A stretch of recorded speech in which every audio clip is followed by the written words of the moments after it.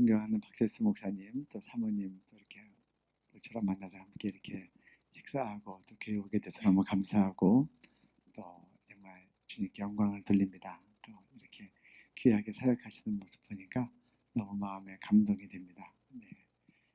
제가 기도하고 시작할 텐데 혹시 저 의자 하나 여기다 좀 놔주시면 제가 감사하겠습니다. 제가 기도하겠습니다. 하나님, 주님 은혜 가운데 주님 존귀하게 여기시고 축복하시는 교회에 와서 이렇게 함께 또 말씀을 나누게 하심을 감사합니다. 우리 목사님과 모든 교인을 그리스도 예수 보혈로 덮고 주님의 이름으로 축복합니다. 양의 피가 문설주에 문지방에 발려져 있으면 장자를 죽이고 첫 새끼를 죽였던 재앙이 건너뛰어갔는데 코로나 바이러스가 이 성령의 역사하는 이 교회 위에 일절 틈타지 못할 것을 주님의 이름으로 선포하고 목사님과 모든 성도님들의 가족들과 하시는 생업 위에 그렇게 성령님께서 역사하여 주옵소서. 이 시간 하나님, 우리가 이 시간에도 그리스도 예수 보혈의 공로를 의지합니다. 우리 한 명 한 명과 우리 모두를 이 공간과 시간을 그리스도 예수의 보혈로 덮어 주옵소서. 그리고 하나님, 성령님께서 친히 강사님 되셔서 전하는 자와 듣는 자가 함께 성령의 말씀하심을 듣고 또 선포된 말씀이 우리의 기도가 되고 우리의 삶이 되고 우리의 신앙의 또 인도함이 되게 해 주옵소서. 감사하며 이 모든 말씀 북한 구원을 위해 저희들의 동역자 삼으신 예수님 이름으로 기도드렸습니다. 아멘. 오늘 여러분들 이제 북한 선교 특강을 듣는다고 생각하시고 들으면 되겠고 또 이것은 동시에 우리 남한의 기도 제목이기도 합니다. 그래서 여러분들 남한 실상을 이해하는데도 또 이것이 필요한 제목이고 그래서 여러분들 이제 우리 성령 안에서 기도하실 때 오늘 강의가 그렇게 요긴하게 쓰임되기를 바랍니다. 첫째, 이제 북한의 영적 실상을 잘 알아야 우리가 이제 복음 통일을 위해서 잘 기도할 수 있습니다. 그래서 북한의 좀 영적 실상을 설명할 텐데 먼저 우리 주제 말씀 올려주시면 좋겠습니다. 네. 우리 한 목소리로 같이 읽겠습니다.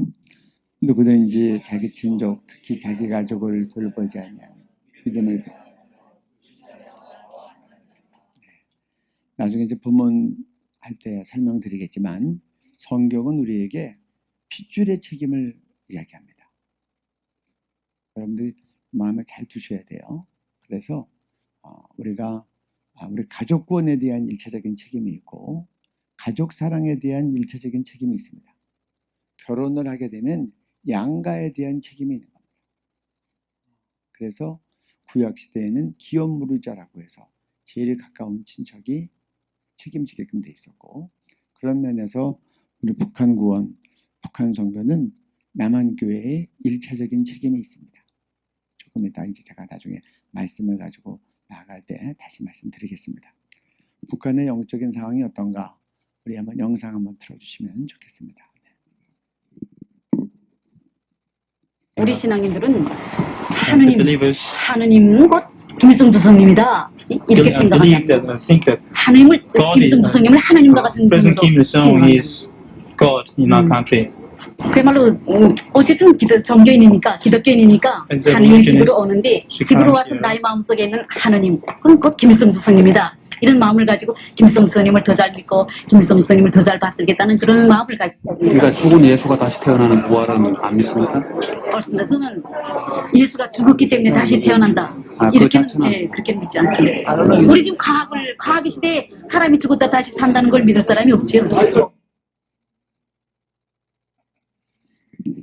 지금 봉숙교회 여러분들이 평양을 방문하시면 아마 봉숙교회에서 주일 예배를 들을 겁니다.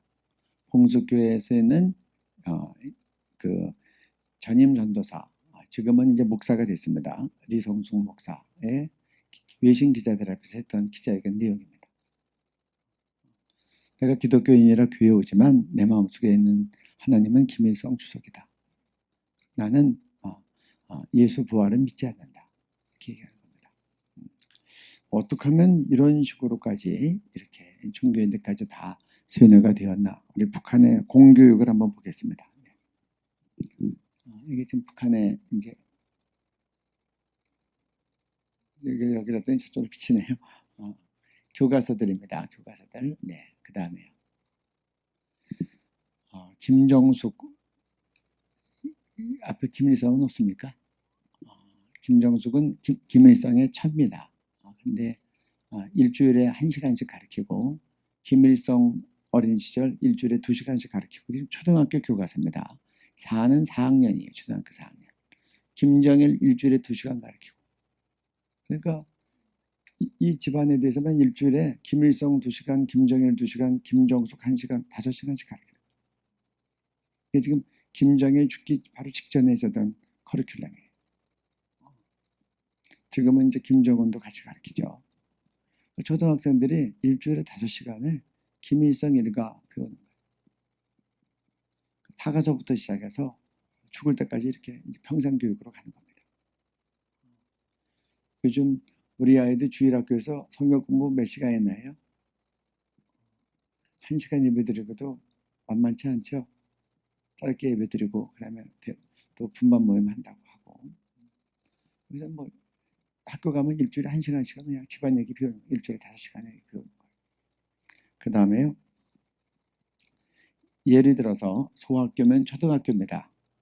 소학교 3학년 교과서에 한 58과를 좀 보여드리겠습니다. 58과 남녘땅의 수전설, 이거 이제 PPT로 좀 보여드리겠습니다. 네, 읽어주세요. 우리 남녘땅에 세전설 생겼대. 구두닦이 소년들, 껌파리 소녀들, 골목골목 모여서 귓속말로 소곤소곤. 잠깐, 이 남녘땅은 남한입니다. 구두닦이 소년들, 껌파리 소녀들. 어떻게 댕리의 자녀들이 지금 구두 닦고 또 딸들은 껌팝니까? 여기 나이 많으신 분들은 좀 기억할 거예요. 저희가 어렸을 때, 못 살았을 때 구두 닦이들 있어 구두통 들고 다녔어요. 그래서 다방에, 우리나라 다방이라 그랬어요. 얘기하면 구두 가져갔다가 닦아주고 하면 닦아갖고 오고, 또 신문도 돌렸어요. 신문도 팔고 또 껌도 팔았어요. 60년대 이야기입니다. 60년대 이야기인데 지금도 그렇다고 합니다.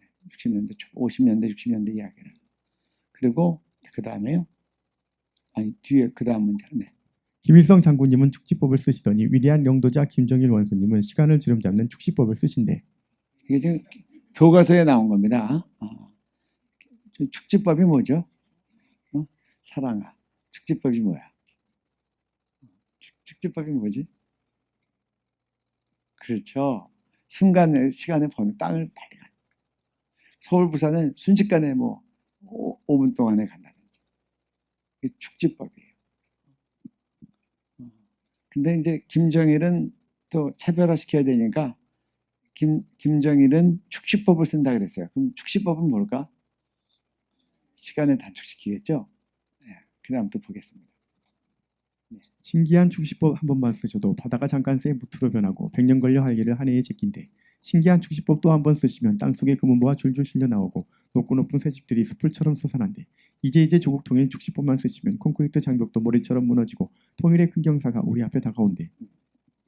이게 지금 초등학교 3학년 58과에 나와 있는 내용이에요. 근데 이게 뭐 교육에 학교에서만 가르치는 게 아닙니다. 전 국민 이 세뇌를 하는 거예요.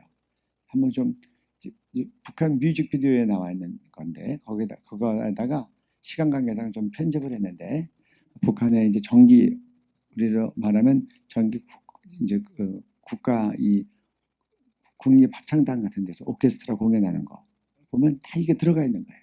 한번 좀 보시겠습니다.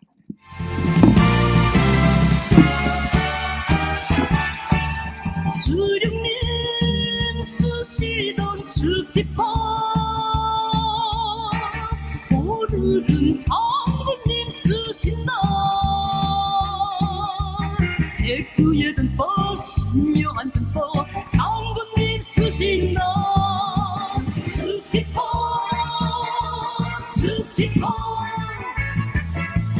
장군님 쓰신다.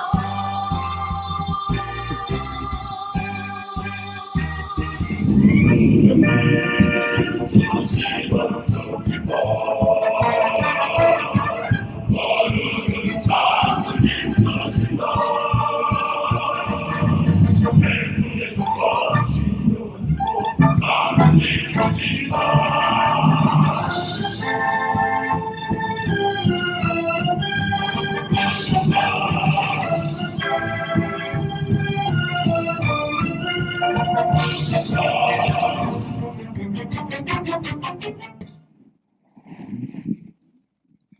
그러니까 뭐 북한에서 뮤직비디오로 이렇게 나오고 또 국립합창단이 오케스트라랑 같이 공연할 때 이렇게 나오는 거예요.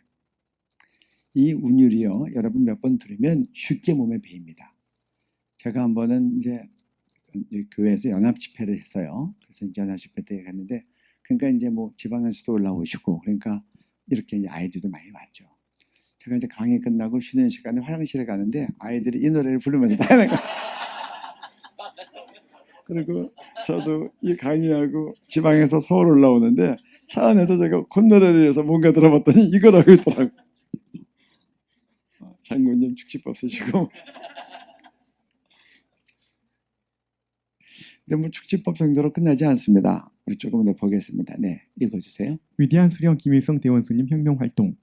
조선인민혁명군부대들의 드센 공격과 인민들의 투쟁에 더는 견딜 수 없게 된 일제는 1945년 8월 15일 무조건 항복하였습니다. 그리하여 우리 조국은 해방되고 위대한 수령 김일성 대원수님께서 이끄신 항일 무장투쟁은 빛나는 승리로 끝났습니다.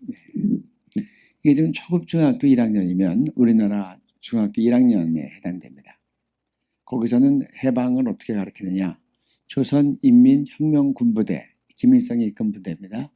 드센 공격과 투쟁에 더 견딜 수 없게 된 일제, 일본이 8월 15일 날 무조건 항복했다. 우리 조국은 해방됐고 위대한 수령 김일성 대원수님이 이끈 항일 무장투쟁은 빛나는 승리로 끝났다.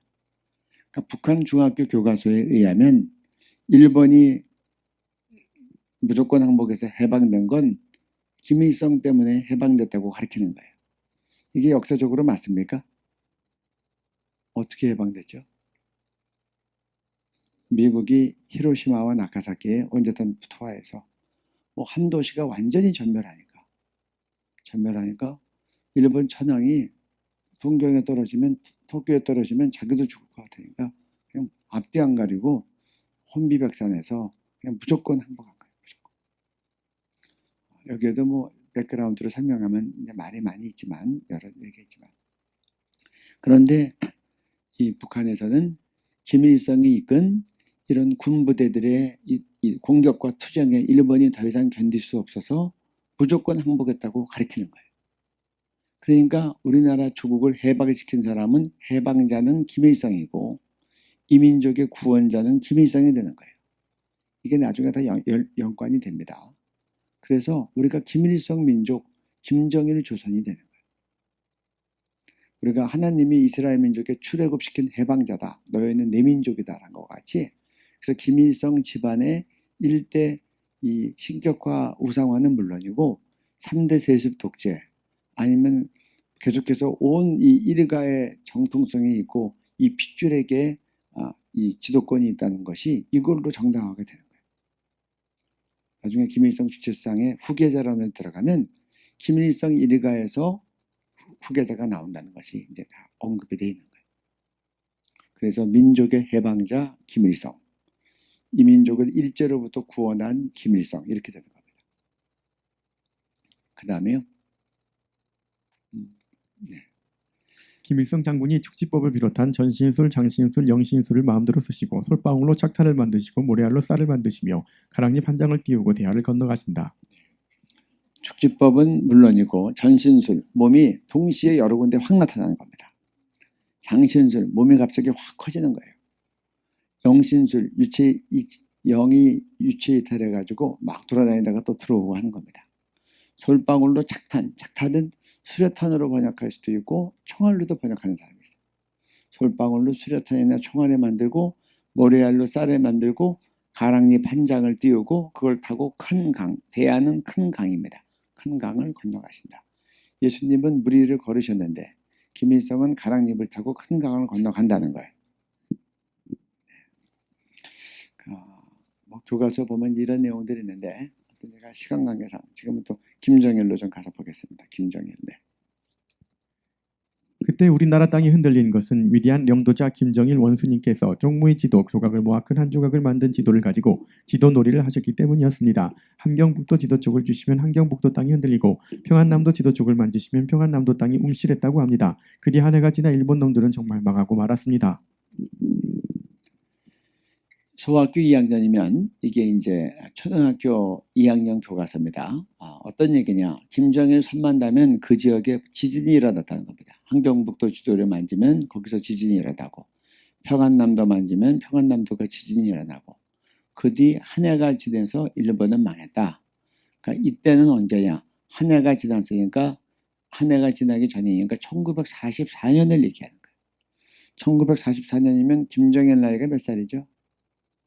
김정일은 1942년생입니다. 그러니까 그때 만 2살이죠. 2살쯤 2살 됐죠. 그때 기저귀 차고 다닐 때 아닙니까? 기저귀 차고 다니면서부터 이런 신통력을 발했다고 초등학교 2학년 교과서에 나와 있는 거예요. 그 다음에요. 천국이고 이북 민중이 현세 천국의 향유자 주인공이라고 볼 때 하느님이 있는 곳은 이북이며 현세 천국의 창업을 이루어 놓으신 김정일 영도자님은 정녕 이 땅에 계시는 하느님이시다.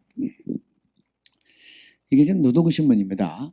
노동신문은 우리나라처럼 뭐 종합일간지 13개씩 있고 막 그런 게 아니니까 미국의 북한에 거의 유일하다고 할 수 있는 대표 언론입니다. 노동당의 입장과 전국의 정권의 모든 입장을 노동신문을 통해서 발표합니다. 북한에 연구하는 분들은 날마다 노동신문을 이제 읽고 연구하는 거예요. 그런데 1996년 2월 18일입니다. 1996년 하면 혹시 이때가 어느 때인지 북한의 상황 속에서 아시는 분 있습니까? 이때가 어느 때였죠? 김일성 죽었죠. 94년도에 죽었습니다. 96년도는 북한은 어떤 시즌이었죠? 여러분 아실 거예요. 300만 명이 집중적으로 굶어 죽었다고 하는 고난의 행군식입니다. 그러니까 95년부터 97년까지 북한 사람들이 집중적으로 많이 굶어 죽어서 그때 대량 탈북이 일어났던 때였어요. 그 한복판이에요. 96년이면. 그런데 북한의 대표 언론이라고 하는 이 노동신문에서는 뭐라고 했냐?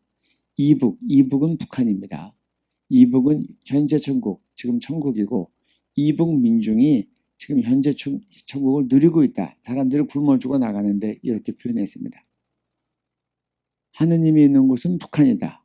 현재 천국의 창업을 이루어 놓은 김정일 영도자님은 정녕 이 땅 위에 계시는 하느님이시다. 그러니까 뭐 쉽게 얘기하면 우리나라 KBS 공영방송에서 뉴스 시간에 문재인 대통령은 정녕 이 땅에 살아계시는 하나님이시다. 이렇게 얘기합니다. 노동신문은 전 세계에서 다 보는 연구하는 신문입니다.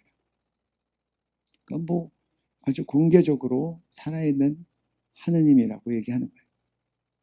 그것도 300만 명이 굶어 죽어 나가는 북한 우리 한국 역사에 300만 명 이상 굶어 죽은 역사는 없어서 집중적으로 이렇게. 이건 최악의 시즌에도 이렇게 얘기를 해요. 제가 여러분들에게 질문합니다. 공산주의가 유실론입니까? 무실론입니까? 공산주의가 유실론이다. 한번 손 들어보세요. 하나님의 인정하는 공산주의가. 공산주의는 무실론이다. 네. 공산주의는 무실론입니다. 하나님이 없다 그래요. 종교는 아편이라고 해요. 이 내세가 있기 때문에 기독교인들이 계급 투쟁을 안 한다는 거예요. 그래가지고 이 기독교 믿는 사람들을 철저하게 박해하고 일요일날 교회 가지 못하게 하는 게 공산당이 하는 첫 번째 일들입니다. 그러니까 김일성이 1945년에 북한에 들어오고 난 다음에 46년에 선거를 하는데 주일날 11시에 한 거예요. 예배드리지 말라고. 그리고 예배드린 교회들을 다 나중에 붙잡아다 탄압하고 핍박한 거예요. 그런데 살아있는 하느님이라고 하니 이미 북한은 공산주의 체제에서 벗어난 겁니다. 그래서 정치학자들, 국제정치학자들은 김일성에 대해서 북한은 더 이상 공산주의가 아니다. 이거는 신정국가다. 아니면 이거는 다시 지금 세습 독재를 하고 있으니까 봉건 왕정국가로 회귀했다. 이렇게 표현을 하는 겁니다. 그래서 공산주의에서는 세습이 없습니다. 세습을 하면 계급이 발생된다고 보기 때문에 그래서 김일성, 김정일로 세습하면서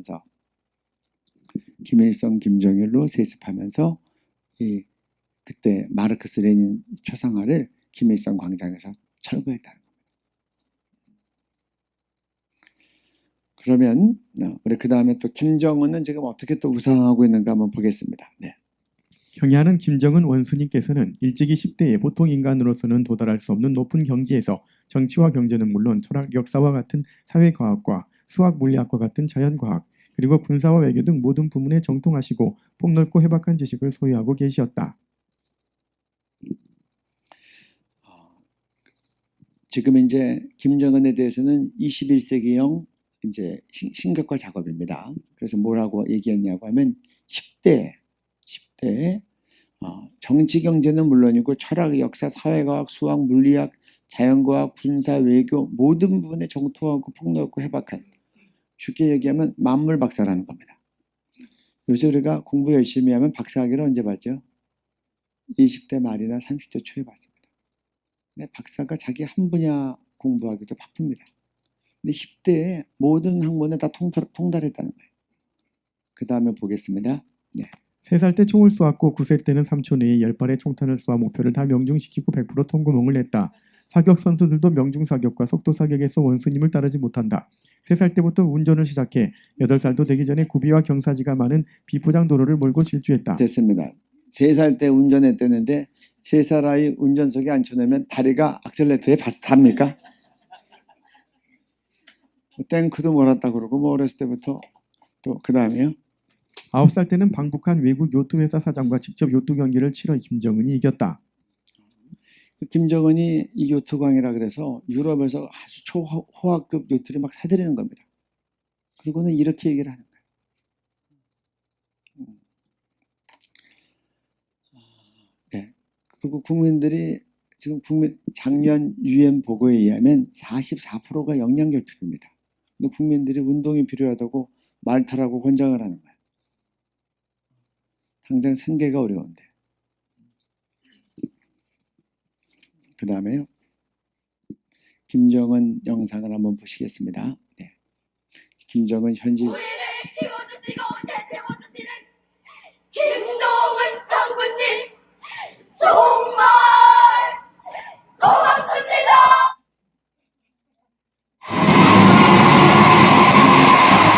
그런데 이제 통일에서 피하는 거잖아요.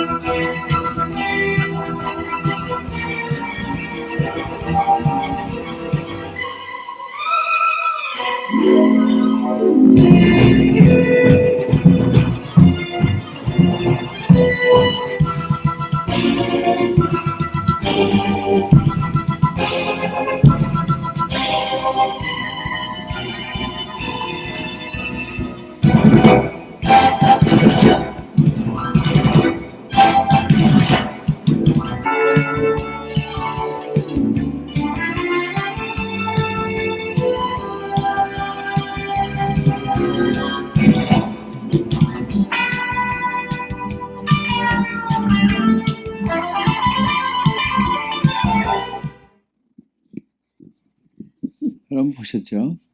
조금이라도 더 마지막까지 환호하기 위해서 안 되니까 물에까지 첨벙 뛰어들어가서 물에 뛰어들어가면 물속에 들어가다가 나올 때는 손 흔들 수 있으니까 다시 물 위로 올라왔을 때 손 한번 흔들고 또 물에 들어가고 마지막에 그런 장면까지 나옵니다.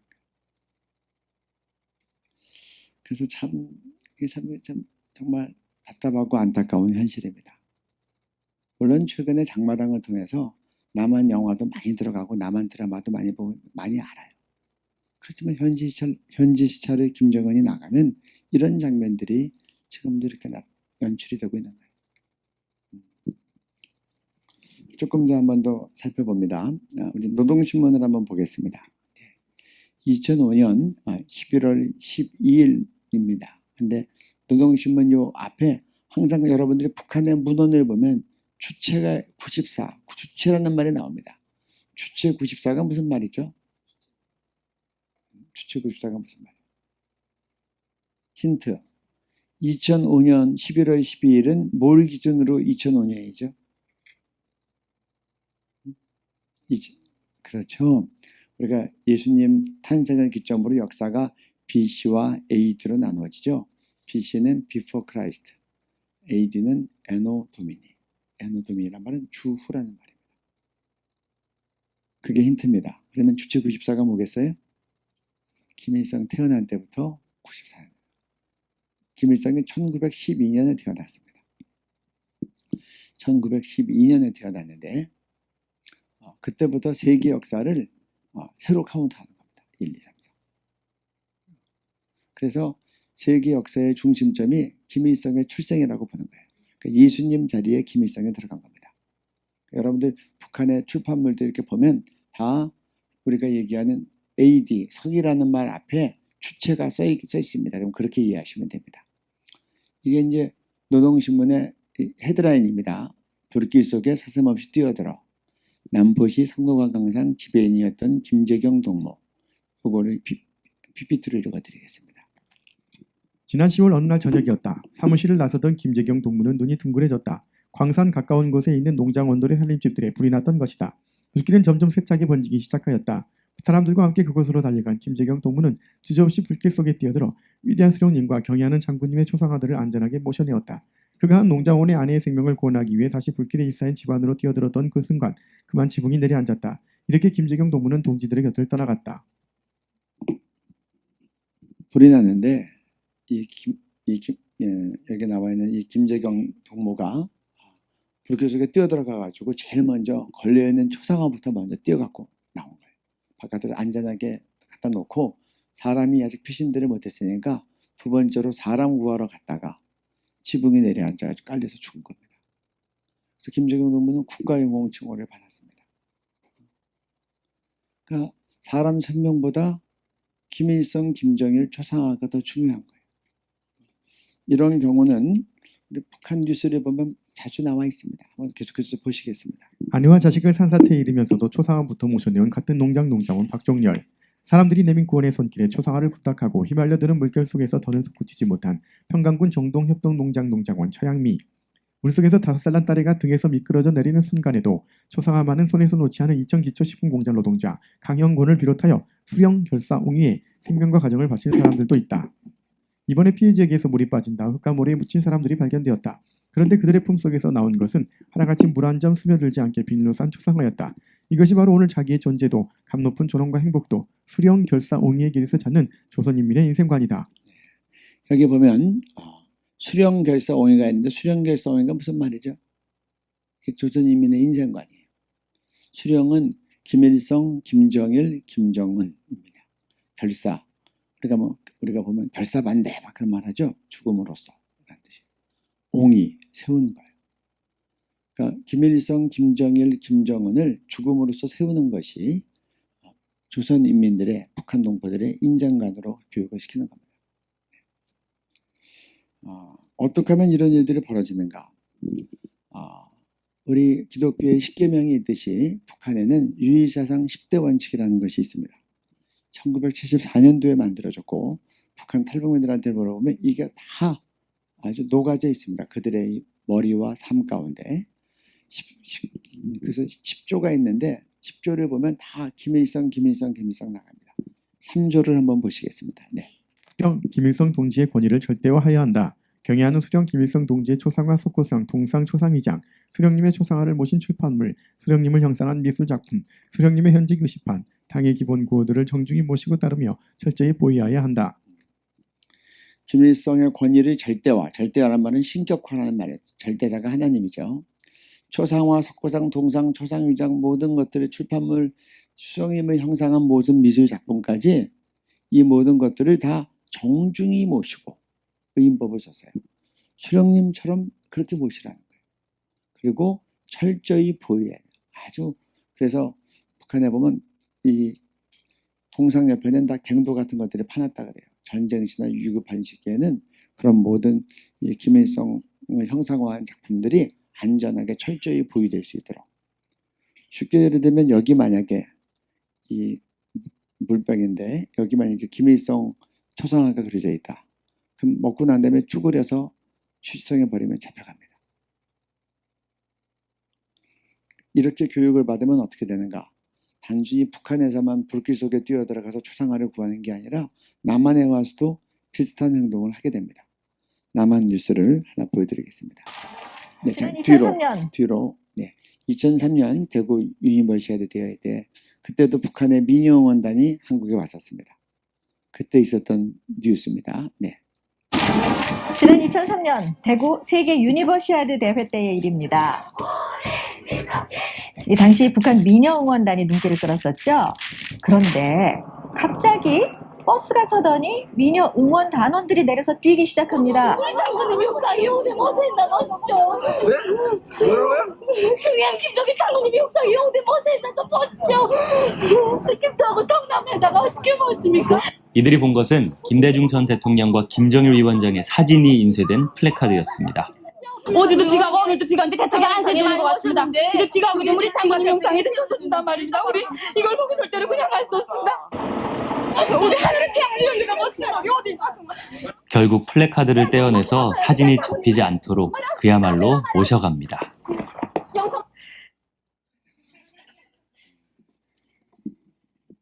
그러니까 이게 뭐 단지 그냥 이 세뇌 교육받은 노인들만의 문제가 아니고 북한의 이런 초등학교 때부터 다 이런 교육 그것으로 받고 나면 남한에 와서도 이런 일들을 하는 거예요.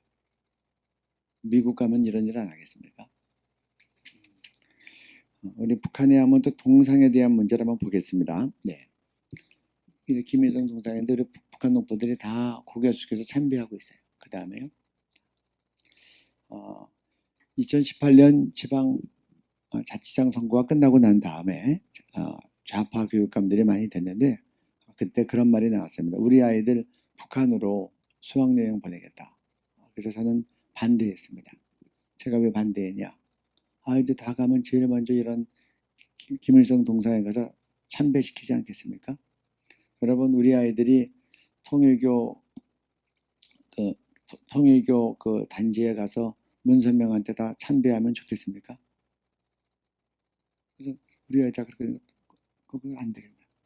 김일성 유적지라고 다 데리고 다니면서 이 역사 조작된 내용들 막 듣고 나면 우리 아이들 헷갈릴 거 아니에요.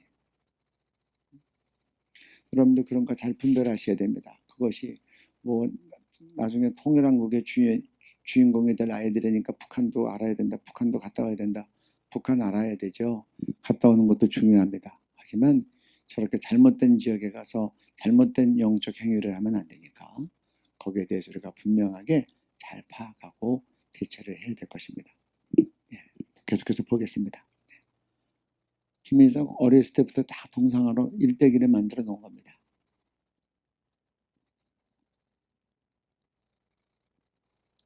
전국에 이와 같은 김일성 동상이 38,000개가 있습니다. 김정일이 죽고 난 다음에 쌍둥이 동상을 만들었는데 제가 한번 그 기사를 읽었더니 김정일 죽고 난 다음에 쌍둥이 동상 6개 만드는데 비용이 550억 원이 들었다. 그렇게 나온 걸 봤습니다. 그렇게 서민들은 못 살고 영양결핍이 되어 있는데 이렇게 동상을 만드는 겁니다. 북한이 하도 동상을 잘 만들어서 동상 만드는 게 이제 아프리카까지 수출을 하고 있어요. 동상 만드는 그 기술이 개발돼가지고. 네, 그 다음에요. 김일성이 한번 앉았다 가면 유적지가 됩니다. 페인트 칠을 하고 유리관을 씌웠습니다. 그래서 방문한 사람들에게 안내원이 김일성이 앉아서 무슨 말 했고 언제 왔었고 설명합니다. 그 다음에요. 재미있는 겁니다. 한번 읽어주세요. 위대한 영도자 김정일 동지께서 청년대장 김정은 동지께서 보아주신 느티나무. 네. 한번 쳐다보면 기념물이 됩니다. 김정일이 김정은 이제 교육시킨다고 현지 시찰 나갈 때 데리고 나간 겁니다. 같이 쳐다봤다고 기념물이 됐는데 이런 기념물이 전국적으로 14만 개가 넘는다는 겁니다. 이거 만들고 관리하는데 또 얼마나 인력과 재정이 들어갑니까? 그 다음에요. 주체수상탑. 이게 지금 높이가 183m라고 그러고 김일성 70세 생일을 축하하기 위해서 만든 기념탑입니다. 전 세계에서 제일 높습니다. 기네스북에 올라가 있습니다. 그 다음에 이게 북한에 한 3,400개쯤 있다고 하는 영생탑입니다. 읽어주세요. 위대한 김일성 동지와 김정일 동지는 영원히 우리와 함께 계신다. 혹시 이 글 보니까 떠오르는 성경 말씀 없습니까? 저는 마태복음 28장 19절, 20절이 떠올라요. 너희는 가서 모든 족속으로 제자를 삼아 아버지와 아들과 성령의 이름으로 세례를 주고 내가 너희에게 분부한 모든 것을 가르쳐 지키게 하라. 볼지어다 내가 세상 끝날까지 너희와 항상 함께 있으리라. 우리가 주님을 영접하면 예수님이 우리와 평생 함께 계십니다. 북한에서는 김일성, 김정일이 영원히 우리와 함께 계신다고 북한 동포들은 그렇게 이제 얘기하고 있는 겁니다. 그 다음에요. 김정일 죽고 난 다음에 나간 노동신문의 헤드라인입니다. 네. 위대한 김정일 동지는 우리 군대와 인민의 심장 속에 영생하실 것이다. 김정일은 죽지 않았습니다. 군대와 인민의 심장 속에 영생하실 것이다. 영생 교록하는 겁니다. 그 다음에 교실에도 김일성, 김정일 초상화, 대합실에도 김일성, 김정일, 호텔에 가도 김일성, 김정일 초상화, 독서실에도 산부인과입니다. 병원에 가도 지하철을 타도 집집마다 김씨 부자가 주민들을 다 지켜보고 있는 겁니다. 우표에도 김일성, 돈에도 김일성. 돈 접을 때 잘 접으셔야 됩니다. 이렇게 접으면 붙잡혀갑니다. 얼굴 접으면. 접어도 안 접히게 이런 데 이렇게 접어야 돼요. 그 다음에요. 김일성 전기 수천만 권이 전국에 널려 있습니다. 그 다음에요. 텔레비를 켜도 김일성부터 나옵니다. 그 다음에요. 이게 이제 아리랑 체전 같은 데 김일성 세계 태양절이나 그런 때 이제 이런 아리랑 체전 같은 거 할 때 스탠드에서 이렇게 글자를 만들어냅니다. 민족의 어버이신 위대한 수령께 최대의 경의를 드립니다. 그 다음에요. 여기 보면 아까 제가 얘기했던 게 나와 있어요. 여기 보면 무궁번영하라라고 하고 김일성 민족 김정일 조선이요. 김일성이 우리나라를 해방시켰기 때문에 우리를 구원했기 때문에 이제 우리는 김일성 민족이 된 겁니다. 하나님이 출애굽시켰기 때문에 여호와는 이스라엘의 하나님인 것 같이 그리고 이 나라는 김일성 조선이 된 겁니다. 김정일 조선이 된 겁니다. 그 다음에요. 위대한 영도자 김정일 동지께 최대의 영광을 드립니다. 우리는 최대의 영광을 누구한테 드리죠? 북한에서는 누가 받죠? 그래서 성경은 뭐라고 얘기합니까? 같이 읽어보겠습니다. 시작. 나는 내 영광을 다른 자에게 내 찬송을 우사에게 주지 아니하리라. 이 말씀이 북한에서 이루어지도록 기도해야 됩니다. 그 다음에 김정일 죽고 났더니 또 이렇게 되어 있어요. 네, 읽어주세요. 우리 당과 국가, 군대의 최고領導자 김정은 동지께 최대의 영광을 드립니다. 네, 이렇게 만들어내는 겁니다. 북한에서는 김씨 일가가 하나님 대신 최대의 영광을 받고 있는 겁니다. 그 다음에 네. 위대한 수령님들께 최대의 영광을 김일성, 김정일 주의 만세. 그러니까 이 말씀을 붙잡고 이 말씀이 북한 땅에서 이루어지도록 우리가 정말 간절하게 기도해야 될 일입니다. 그 다음이요. 이게 화제가 됐던 사진입니다. 김일성 주체수상 탑이고 이게 김일성입니다. 이 주체수상 탑 앞으로 김일성이 지나가는데 여름이 되니까 사진 속 수령님 더우실까 봐 누가 선풍기 2대를 틀어놓은 겁니다. 뭐 미혹이 심해지면 이렇게까지 되는 겁니다.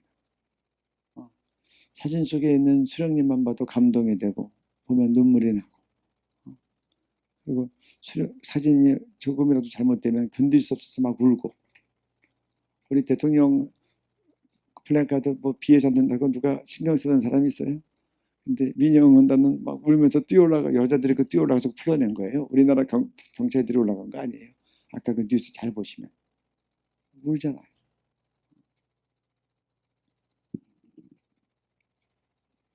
그 다음에 뒤로 여러분 제가 질문합니다. 김일성 주체상이 이름 그대로 사상입니까? 아니면 종교입니까? 2007년도에 어드헤런트닷컴이라는 데서 세계 10대 종교를 발표했습니다. 그런데 주체사상이 10번째 종교로 그렇게 이제 발표가 됐습니다. 종교가 되려면 교주, 교리, 교인이 있어야 됩니다. 종교의 3요소입니다. 네, 그 다음이요. 네. 교주 김일성, 김정일, 교리 김일성 주체사상, 교인 북한 전주민 1900만. 네. 사람에게는 생물학적 생명과 사회정치적 생명이 있으며 사회정치적 생명은 수령이 준다고 함. 사회정치적 생명은 영원하며 이를 부여하는 수령의 지위와 역할은 절대적임. 수령은 인민 대중의 최고 내수이며 통일 단결의 중심이며 자주성을 위한 혁명 투쟁의 최고 영도자. 이걸 보면 북한의 이 구원론을 보면 주체상의 구원론을 보면 이게 기독교와 좀 비슷합니다. 니고데모가 주님께 찾아옵니다. 내가 어떻게 영생을 얻겠습니까? 거듭나야 된다. 어떻게 거듭납니까? 그랬더니 육으로 난 건 육이요, 영으로 난 건 영이니 그렇게 얘기합니다. 북한에서도 우리에게 생물학적 생명과 사회정치적 생명이 있는데 이거는 육적인 거고 사회정치적 생명은 수령을 주는데 이 수령을 통해서 받은 사회정치적 생명은 영원하고 이걸 부여하는 수령의 주인은 절대적. 이거 절대라는 말은 신이란 말입니다. 그래서 또 수령은 대중인민의 최고 뇌수다. 통일단결의 중심이다. 이렇게 되어 있어요. 그러니까 꼭 예수님을 통해서 거듭난 생명은 영원하다고 얘기한 것처럼 우리에게 육체적인 생명이 있고 사회정치적 생명이 있는데 이 사회정치적 생명은 절대자인 수령을 통해서 받는데 그것은 영원하다고 가르치는 겁니다. 그리고 우리가 기독교에서 뭐라고 가르칩니까? 예수님은 머리고 우리는 몸이라고 가르치죠. 그런데 북한도 그렇게 얘기합니다. 수령은 뇌수고 인민은 몸이고 노동당은 중추라고 얘기해요. 그러니까 머리가 지명하는 대로 몸은 가는 겁니다. 그 다음에요. 2002년부터 그러니까 국제 오픈도어 선교회에서 해마다 연초에 기독교 박해지수를 보통 1등부터 50등까지 발표했어요. 2002년부터는 북한이 1등입니다. 2020년 올해까지 19번째 연속 1등이에요. 한번 보시겠습니다. 네. 북한이 19년 연속 세계 최악의 기독교 탄압국으로 지목됐습니다. 오픈도어 선교회가 1월 발표한 2020년 기독교 박해 국가에서 북한이 또 1위를 차지하여 지난 2002년부터 19년간 최악의 기독교 박해 국가로 선정됐습니다. 오픈도어 선교회는 북한이 기독교를 포함한 종교의 자유를 일체 인정하지 않고 김일성 일가를 기이한 유사 종교화에 숭배하도록 했으며 다른 신을 믿을 경우 즉시 처형하고 있다고 밝혔습니다. 제리 다이스트라 공보국장은 북한 당국의 기독교 탄압은 특히 매우 촘촘히 짜여진 사회 감시망을 통해서는 물론이고 학교에서도 무차별적으로 이루어지고 있다고 지적했으며 김정은 체제 이후에도 전혀 달라진 것이 없고 박해가 증가하고 있다고 밝혔습니다. 북한에서 기독교인이 일단 체포되면 사람으로 대우받지 못할 뿐 아니라 일부 기독교인이 화학 및 생물학 무기 실험 대상으로 쓰였다는 증거도 포착된 바 있습니다.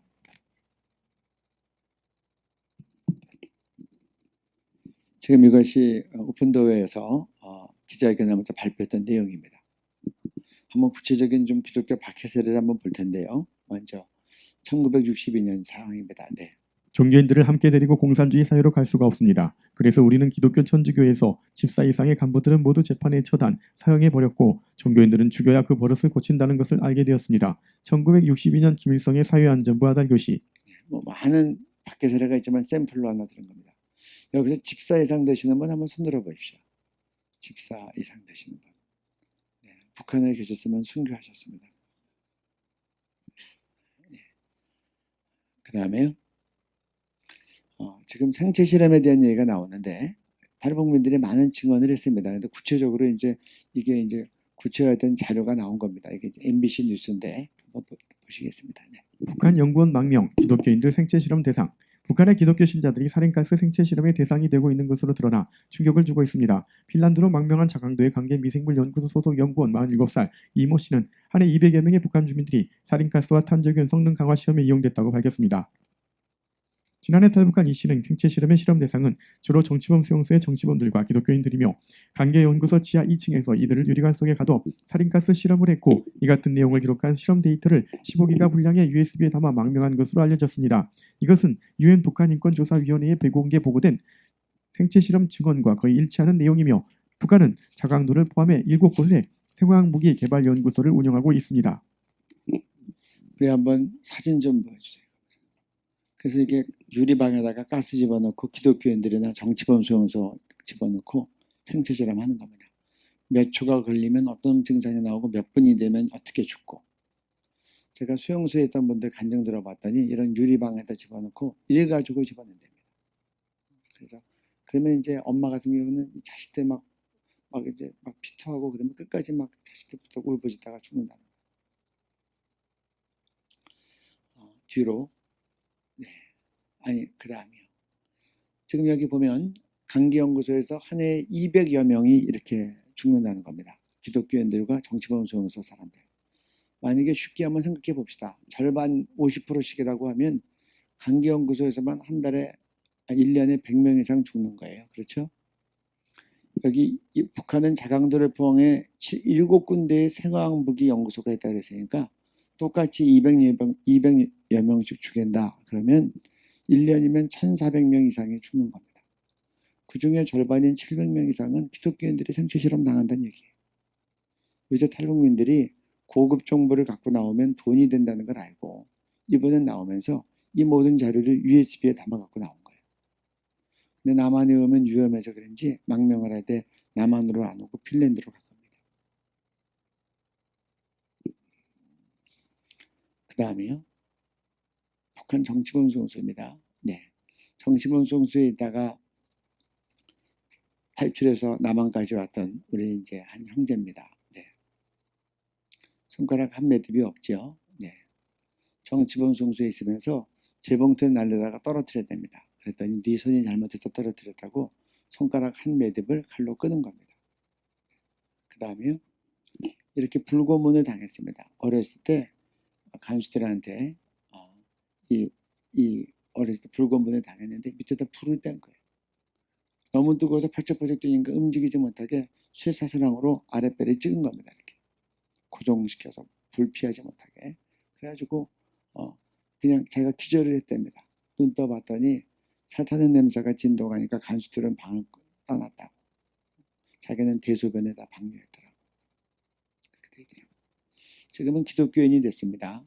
저희들이 이분을 모시고 간증을 들어봤습니다. 간증 끝나고 이제 대학생들, 청년들이랑 같이 이 청년이에요. 지금 예수님 잘 믿어요. 방에 가서 이제 다과하면서 대화를 하는데 이렇게 양말을 들여서 맨살을 보여줘요. 그러니까 다 흉터더라고요. 이때 불고문 당할 때 펄쩍펄쩍 뛰니까 이 쇠 족쇄에 살이 다 갈갈이 찢어진 겁니다. 이 덩어리는 흉터로 얼그러져 있어요. 이것이 지금 사진으로 돼가지고 책으로 해서 다 나와 있습니다. 어린아이들한테 이런 불고문을 시키는 거예요. 그 다음에요. 정치범수용소 영상인데 어린아이들은 좀 눈을 감아도 돼요. 근데 우리 지금 정치범수용소에 기독교인들이 한 작게는 30% 많이 보는 사람은 50% 정도가 갇혀 있다고 봅니다. 그래서 우리가 이런 것들을 보면서 북한 요새 우리가 코로나 때문에 교회도 어려움이 있죠. 북한 농포들이 얼마나 극심한 탄압을 받고 있는지 우리가 한번 좀 생각해 보면 좋겠습니다. 탈북민들이 직접 만든 영상입니다. 네.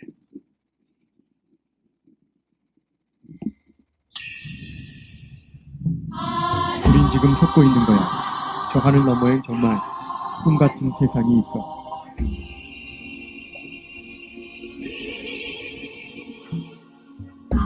수용소 주변에는 죽창이 박힌 함정이 많이 있다. 군인들이 24시간 감시하며 도주자는 경고 없이 사살한다. 사람들은 배가 고파 돼지 먹이마저 서로 먹겠다고 싸운다. 나 역시 배가 고파 소통에 박힌 옥수수 알도 꺼내 먹어야 했다. 도주자 한 명이 차에 묶여 바닥에 질질 끌려왔다. 뒷머리 등가죽이 다 벗겨져 너덜거렸고 그 자리에서 곧 죽었다. 이름은 이영철이다. 전투를 한 사람은 나무에 묶여 고통으로 울부짖다가 죽었다. 탈출하고 남은 가족들은 이렇게 굶겨서 죽인다. 엄마와 자식을 함께 매달아 놓은 것도 보았다. 은희관은 산 사람으로 수습 연습을 한다. 팔다리를 잘라도 마취를 안 하고 비명소리 때문에 걸레로 입을 틀어막는다. 여자는 정말 불쌍하게 죽는다. 가슴이 도려지거나 자궁에 섭자루가 박혀있는 시신도 봤다. 성적으로 괴롭힘을 당하다가 죽는 것이다.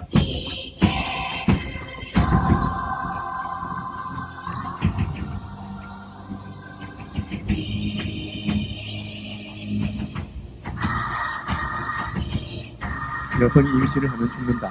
초시성을 가진 여자가 아기를 낳았는데 태아는 대먹이로 던져지고 여자도 바로 끌려가서 죽었다. 간부가 직접 산모의 배를 가르고 폐하를 꺼내 밟아 죽인 적도 있다. 당시 28살이던 그 여자는 전기 고문으로 까맣게 타 죽었다. 젊은 여자들이 군형견에게 산채로 잡아먹히는 것도 봤는데 당시엔 그런 게 흔한 일이었다. 죽음이 일상화된 곳이었고.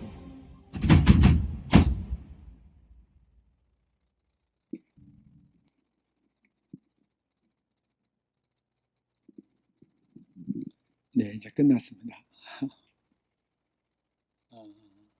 우리가 동물을 죽여도 이렇게 잔인하게 죽이지는 않습니다. 이거는 제가 볼 때 악령의 역사입니다. 그래서 한국교회가 기도해야 됩니다. 그 다음에요. 저희가 이게 월간 지저싸움이 이게 아마 2011년 5월호에 그래서 이거는 이제 기도자들을 위해서만 나오는 기도 월간지입니다. 여기 보면 북한, 이슬람권, 이스라엘 등 세계 선교에 대한 기도 제목과 국내 기도 제목들이 들어가 있습니다. 그래서 제가 이걸 만들 때 2011년 5월호에 정치범송소 특집호를 만들었습니다. 우리 한국교회가 아리고 기도하도록 그러면서 이게 표지로 나갔던 겁니다. 표지로 보면 그 당시에는 10개의 수용소가 있었는데 6개로 통폐합했습니다. 수용소에 있던 사람들 얘기 들어보면 정비원들 유사시에는 수용소에 있는 사람들을 전체를 다 사살해서 흔적 없이 죽이게 돼 있습니다. 왜 죽여야 되죠? 나중에 이런 이 반인륜적인 죄악이 드러나면 안 되겠죠. 그래서 이걸 알고 나서 로버트 박 선교사는 뭐라고 이제 주장하냐고 하면 전쟁 없는 통화가 이제 통일이 돼야 된다. 그 이유는 전쟁이 나면 정치범송소에 있는 주장이 다 달라요. 많이 보는 사람은 제가 재작년에 태용호 공사 초청해서 특강 들었을 때는 22만 명이라고 하더라고요. 적게 보는 사람들은 10몇만 명이라고 얘기해요. 여기 있는 사람들 다 몰살시킨다는 거예요. 그동안 했던 모든 행악들이 드러나면 안 되니까. 그래서 여기 있는 사람들 살 수 있도록 하나님 이 외부에서 공격에 들어가면 죽이니까 스스로 이 북한 정권이 못 던지도록 해달라고 그렇게 이제 기도하는 겁니다. 그 다음에요. 네. 북 인육 먹은 남자 공개 처형, 자녀 아사 아내 가출, 여인 유괴 살해 후 농민시장에 돼지고기로 팔려다 적발. 96년도에 로이터 통신으로 나갔던 기사의 그 이제 제목들입니다. 그 다음에요. 자신의 딸을 가깝게. 북한 주민의 딸 인육 사건은 고난의 네, 됐습니다. 넘겨주세요. 탈북민들 통해서 얘기 들어보면 이때 살았던 분들 얘기는 다 인육 먹은 얘기들을 이제 물어보면 다 들은 얘기들 얘기하십니다. 너무 볼 게 없으면 사람들이 정신이 착란이 일어나면 자기 자식이 그냥 기어가는 걸어가는 걸음마 하는 아이들 보면 그게 꼭 죄로 보이고 닭으로 보여서 잡아먹고 나서 보면 자기 자식이었다. 이런 고백이 나옵니다.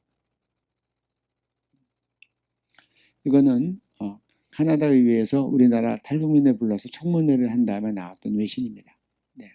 캐나다 의회 인권분과위원회에서 증언.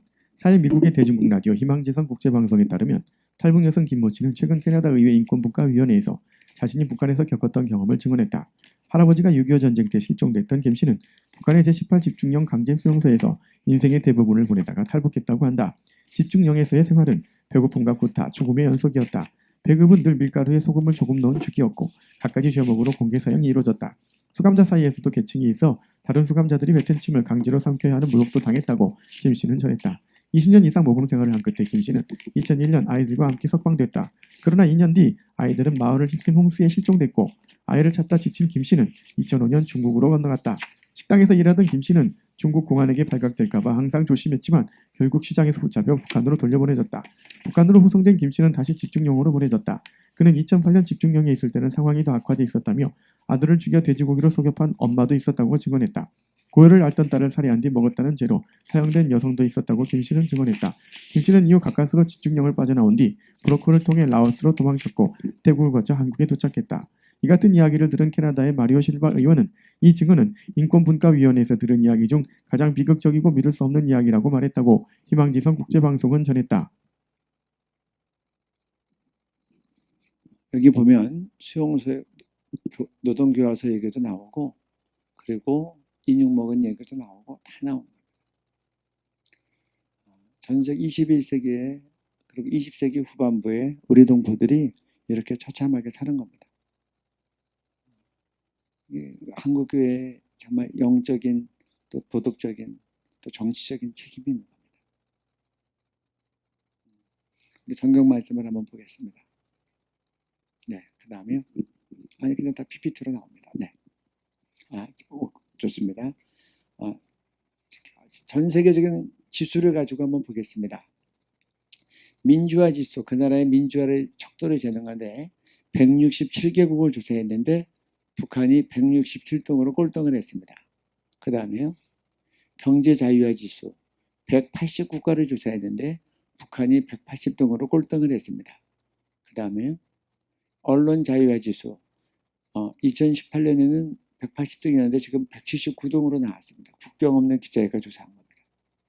180국가 중에서 밑에서 두 번째입니다. 그 다음에요. 세계 노예화 지수 167개국을 조사했는데 1등입니다. 그 다음에요. 기독교 박해 지수 19년째 연속 북한이 1등입니다. 그러니까 좋은 거는 다 최하위고 나쁜 거는 최상이고 이게 우리 북한 땅입니다. 많은 사람들이 그렇게 생각해요. 이슬람이 기독교를 가장 대적하고 있다고. 이슬람보다 더 강하게 기독교를 대적하는 종교가 있습니다. 그게 뭐죠? 주체상교입니다. 2등부터 8등, 9등까지는 다 이슬람교예요. 이슬람교가 주체상교를 못 당해요. 그러니까 이 통일의 문제는 기도 외에 다른 것으로는 이런 종류가 나갈 수 없다고 했는데 기도 없이는 통일을 이룰 수 없어요. 그래서 제가 안 믿는 사람들 앞에서 이런 강의를 하지만 믿는 사람들은 이건 정말 이 통일의 키는 한국 교회의 기도에 있는 겁니다. 아멘. 그 다음에 우리 말씀 한번 보시겠습니다. 네. 대답하여 이르되 내 마음을 다하며 목숨을 다하며 힘을 다하며 뜻을 다하여 주 너의 하나님을 사랑하고 또한 내 이웃을 내 자신같이 사랑하라 하였나이다. 예수께서 이르시되 내 대답이 옳도다. 이를 행하라. 그리하면 살리라 하시니 그 사람이 자기를 옳게 보이려고 예수께 여짜오되 그러면 내 이웃이 누구니까? 예수께서 대답하여 이르시되 어떤 사람이 예루살렘에서 여리고로 내려가다가 강도를 만나매 강도들이 그옷을 벗기고 때려 거의 죽은 것을 버리고 갔더라. 마침 한 제사장이 그 길로 내려가다가 그를 보고 피하여 지나가고 또 이와 같이 한 레위인도 그곳에 이르러 그를 보고 피하여 지나가되 어떤 사마리아 사람은 여행하는 중 거기 이르러 그를 보고 불쌍히 여겨 가까이 가서 기름과 포도주를 그 장체에 붓고 싸매고 자기 짐승에 대어 주막으로 데리고 가서 돌보아 주니라. 그 이튿날 그가 주막 주인에게 데나리온 둘을 내어주며 이르되 이 사람을 돌보아 주라. 비용이 더 들면 내가 들어올 때에 갚으리라 하였으니 내 생각에는 이 세 사람 중에 누가 강도 만난 자의 이웃이 되겠느냐. 이르되 자비를 베푼 자니이다. 예수께서 이르시되 가서 너도 이와 같이 하라 하시니라. 네 이웃을 내 몸같이 사랑하라는 계명에 대해서 율법학자가 주님께 질문을 합니다. 내 이웃이 누굽니까? 그러니까 예수님이 예루살렘에서 여리고로 내려가다가 강도 만난 사람 예를 드는 겁니다. 강도를 만나서 그 옷을 벗기고 때려 거의 죽인 것을 버리고 갔더라. 제사장이 보고 피해가고 레위인이 보고 피해가고 사마리아 사람이 나옵니다. 당시 사마리아 사람은 북이스라엘이 이 아수르 민족이랑 같이 혼혈돼 가지고 이 유대인들이 너무 선민의식이 강하니까 같은 이 아브라함의 자손이지만 이방과 혼혈이 된 이 사마리아 사람들에 대해서 경멸하고 개취급한 겁니다. 보면 재수 없다고 생각하고 피해가고 이 사마리아 지방은 그쪽을 거쳐가면 가까운 길도 일부러 피해서 삐익 돌아다니는 겁니다. 그렇게 경멸했었는데 하필이면 예수님은 사마리아 사람을 들어서 강도 만나서 매 맞아서 거의 죽게 된 버려진 사람을 도왔다고 얘기하는 겁니다. 도와주고 자기가 타고 한 짐승에 태워서 여관에 가서 돌봐주다가 그러다가 이제 자기가 떠날 때가 되니까 주인에게 돈을 주고 부탁하고 떠났다고 하는 겁니다. 그리고 예수님께서 거꾸로 묻습니다. 내 생각에는 이 세 사람 중에 누가 강도 만난 자의 이웃이냐? 그러니까 이 율법학자가 사마리아 사람입니다 라고 대답하지 않고 자비를 베푼 사람입니다 이렇게 대답합니다. 예수님께서 가서 너도 이와 같이 해라 라고 얘기합니다. 저는 이 시대에 강도 만난 자가 북한 동포들이라고 생각합니다. 김일성 주체사상이라는 최악의 강도를 만나서 가장 고통당하고 어려운 그 백성들이 우리 북한 주민들이라고 생각합니다. 저는 제가 내 이웃을 내 몸같이 사랑하라는 말에 대해서 제가 옛날에는 이 내 이웃을 내 몸같이 사랑하라 그러면 가까운 사람들한테 잘해주는 줄 알았어요. 가족들한테 잘해주고 같은 교회 교인들한테 잘해주고 동네 분들한테 잘해주고 내 신앙의 동지들한테 잘해주고. 근데 예수님의 설명은 전혀 다른 거예요. 강도 만난 사람이랑 사마리아 사람이랑 같은 동네 살았겠어요? 서로 친구였겠냐고. 태어나서 처음 만났을 거예요. 이름도 몰랐을 거예요. 어쩌면 이 사람은 유대인이었을 가능성도 많아요. 왜냐하면 예루살렘 성에서 내려왔다고 하니. 내가 한 번도 본 적도 없고 나하고 같은 이해관계도 없고 어떤 경우에는 나를 경멸했을지라도 만약에 유대인이었다면 지금 내가 도와주지 않으면 죽어가는 그 사람, 내가 그를 도와줄 때 나는 그의 이웃이 된다는 거예요. 그 예수님이 설명한 내 이웃을 내 몸같이 사랑하라는 것은 끼리끼리 사랑하고 끼리끼리 축복하고 끼리끼리 빌려주고 끼리끼리 서로 도와주란 말 아니에요. 그것을 넘어서서 내가 한 번도 본 적도 없었고 어떤 때는 나를 경멸했었을지라도 내가 지금 도와주지 않으면 죽어가는 그 사람 내가 도와줄 때 나는 그의 이웃이 되는 거고, 이것이 이웃사랑하라고 하는 예수님의 설명이에요. 설명으로 끝나지 않고 주님은 그렇게 얘기하세요. 가서 너도 이와 같이 해라. 저는 지금 아까도 말씀드렸지만 이 시대의 최대의 강도 만난 자는 북한 동포들이라고 생각하고, 그러니까 북한 동포들 도와야 됩니다. 살리라고 한국교회에 말씀하십니다. 굉장히 중요한 건 주님이 강도를 도우라 그러셨어요? 강도 만난 자를 도우라 그러셨어요? 근데 까딱 잘못하면 북한을 돕는다고 하면서 강도 만난 자를 돕지 못하고 강도를 돕는 그런 사례들이 많이 있을 수 있어요. 저는 우리가 통일되고 난 다음에 북한 동포들이 한국교회에 와서 막 손가락질을 하면서 당신들 때문에 우리가 노예 생활을 더 오래 했습니다 라고 따질까 봐 겁이 나요. 이해가 됩니까? 강도들에게 더 큰 칼을 쥐어주고 더 많은 이런 권력을 부여해줘가지고 내버려뒀으면은 스스로 알아서 무너지거나 힘이 빠져서 다 북한 주민들이 자유케 됐을 텐데. 제가 만났던 탈북민 중에서는 우리가 공식적으로 보낸 물품들 받았다고 하는 사람을 저는 아직까지 들어보지 못했어요. 제가 압록강 두방을 따라 기도 여행을 갔을 때 어떤 분들은 그러니까 직접 북한에 들어가서 연변이나 그런 데 가까운 데서 음식을 빵 같은 거 만들 거고 들어가서 고아원에 가서 직접 먹는 것까지 나눠주고 들어오시는 분들도 있더라고요. 거기서도 물건 놓고 가라고 하는데 이분은 고집이 세서 미국 교포신데 고집이 세가지고 노인이신데 양보를 안 하는 거예요. 죽고 가면 어디로 갈지 모르니까. 또 고위급 자녀부터 다 갈지 모르니까. 약들 가면 높은 사람들한테는 다 가지만 서민들한테는 안 갈 수 있으니까. 그래서 우리가 북한에 도와도 잘 도와야 돼요. 우리는 돕는다고 도왔는데 나중에 보니까 엉뚱하게 강도 만난 자를 도운 게 아니라 강도를 도와서 북한 농포들이 나중에 우리를 향해서 너희들이 잘못 도와서 우리가 더 고통받았다 그렇게 얘기하지 않도록. 저희도 정말 선교단체 가운데서 북한 집적 돕기 잘하는 데를 제가 찾아서 도우려고 애를 쓰고 저희가 북한 집적 돕기 사례 가운데 하나를 말씀드립니다. 가장 탈북민들 가운데 많은 분들이 북한에 두고 온 가족들한테 송금을 합니다. 아세요?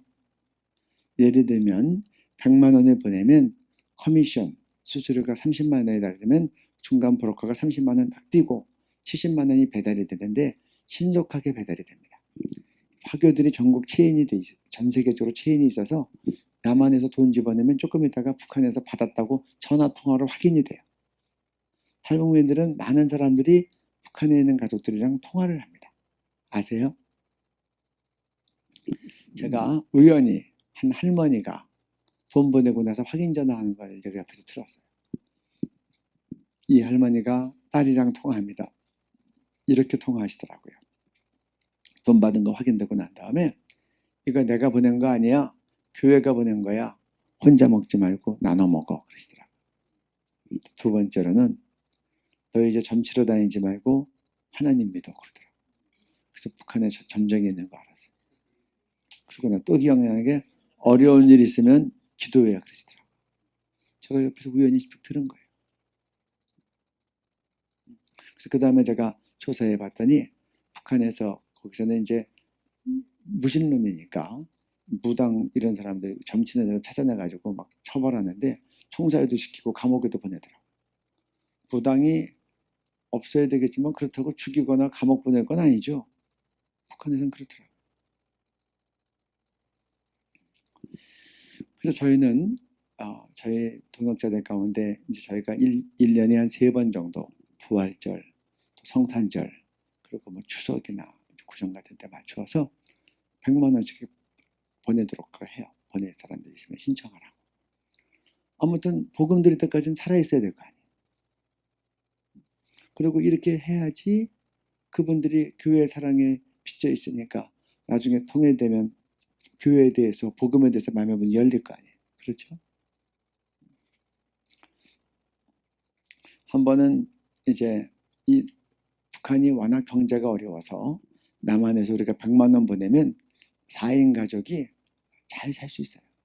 제가 볼 때 2-3달은 살 것 같아요. 거기는 달러가 환율이 작년 같은 경우에는 1달러가 8,000원이에요. 북한 돈으로. 요새는 이제 북중 국경이 폐쇄돼 가지고 코로나 때문에 지금은 더 달러 환율이 올라갔다 그래요.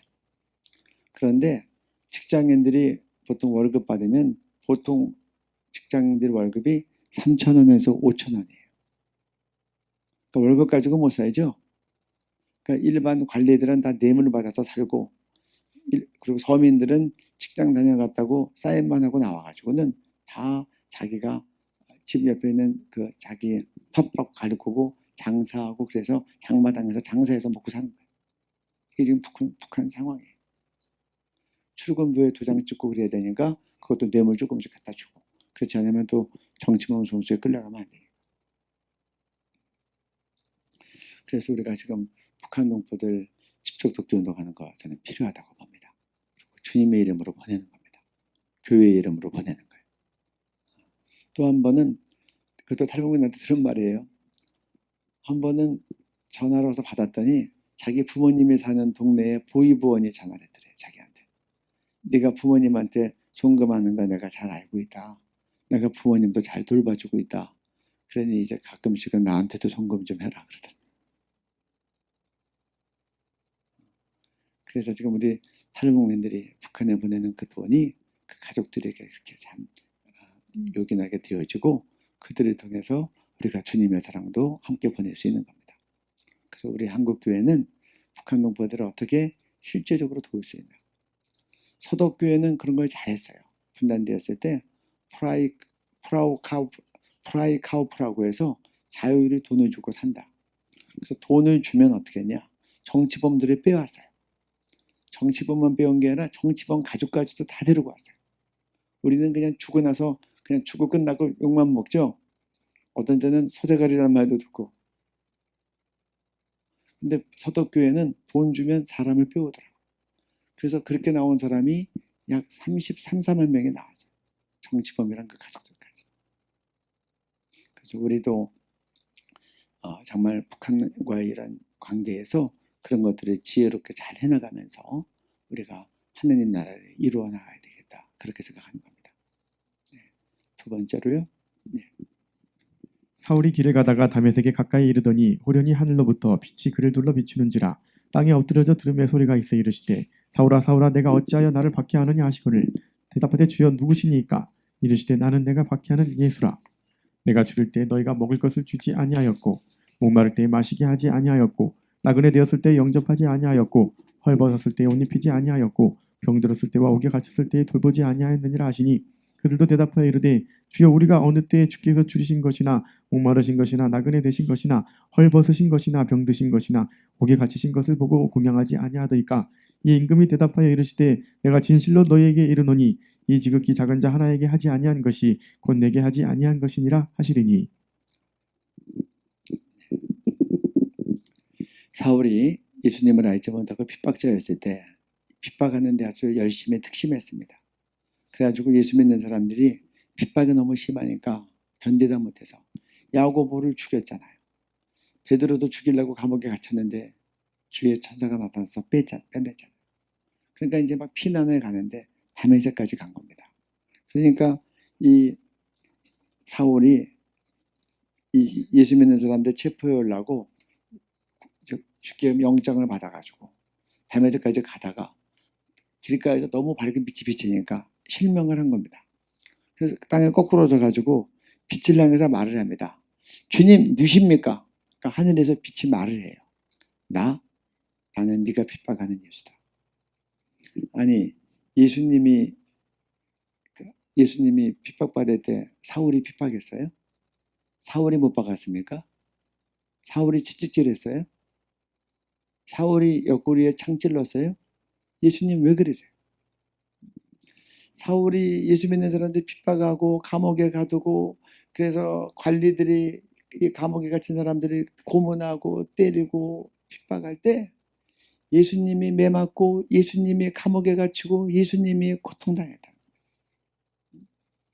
여러분 이게 만약에 칼이라고 합시다. 누가 와서 제 옆구리를 쿡 찌르면 입이 비명을 지르는 겁니다. 성도들은 몸이고 예수님은 머리예요. 성도들이 고문당할 때 예수님이 머리로서 함께 그 고통을 당하면서 비명을 지르는 거예요. 그러니까 예수님이 그러시는 거예요.